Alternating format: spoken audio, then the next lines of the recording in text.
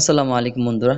আমরা যারা এয়ারটেল সিম ব্যবহার করি, তো এয়ারটেল সিমে যারা এসএমএস প্যাক কিনে থাকি, এসএমএস প্যাকগুলো কেনার পর আমরা কয়েকদিন ব্যবহার করার পর আমরা যে ব্যালেন্সটা চেক দিতে হয় যে আমাদের কত এসএমএস রয়েছে বাকি।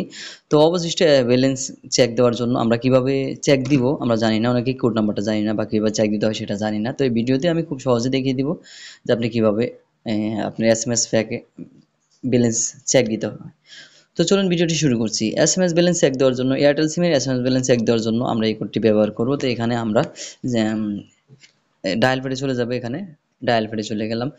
এখানে ডায়াল প্যাডে আসার পর এখানে আমরা স্টার 1 আমরা ব্যালেন্স চেক দেই। আমাদের টাকার যে ব্যালেন্স চেক দেই স্টার 1 হ্যাশ।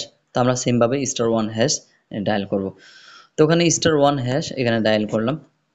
এখানে ডায়াল করে দেওয়ার পর স্টার 1 হ্যাশ এয়ারটেল সিমে ডায়াল করে দেওয়ার পর দেখতে পাচ্ছেন সকল এগুলো চলে আসছে। প্রথমে ব্যালেন্সটা দেখাচ্ছে, তারপর এখানে minute and SMS data balance সবকিছু দেখাবে এখানে, ঠিক আছে। তো এখানে এক নম্বরে দেখতে পাচ্ছেন মিনিট অ্যান্ড এসএমএস, এখানে এক নাম্বার চাপবো আমরা। এক নাম্বার সরি এক নাম্বার চাপলাম।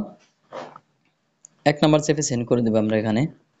এক নাম্বার চেপে সেন্ড করে দেওয়ার পর এরকম চলে আসবে, দেখতে পাচ্ছেন টোটাল রিমেনিং মিনিট দেখাচ্ছে।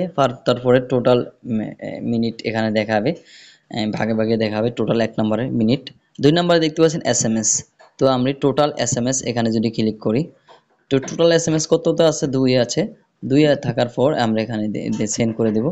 2 থাকার পর সেন্ড করে দেওয়ার পর দেখতে পাচ্ছেন আমার 0 আছে এখানে, মানে আমার এখানে এসএমএস নাই, ঠিক আছে। এসএমএস কি, তো এখানে আপনার এসএমএস প্যাকগুলো দেখাবে আপনার কত এসএমএস রয়েছে বা কতদিন মেয়াদ রয়েছে ওই এমবির আপনার মিনিটের মতো, ঠিক আছে। তো এইভাবে মূলত আপনার এসএমএস প্যাক চেক দিতে হয়, এসএমএস ব্যালেন্স চেক দিতে হয়। ভিডিওটি ভালো লাগলে অবশ্যই চ্যানেলটি সাবস্ক্রাইব করবেন, অবশ্যই শেয়ার করে দিবেন আর একটি লাইক দিবেন।